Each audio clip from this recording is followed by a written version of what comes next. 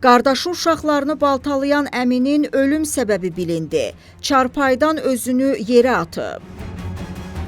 Cəllabadda qardaşı uşaqlarını öldürən Nağıyev Əli Hüseynbala oğlu saxlanıldığı müəssisədə təkbaşına qaldığı kameradakı çarpayının ikinci mərtəbəsindən başı üstə özünü yerə atıb.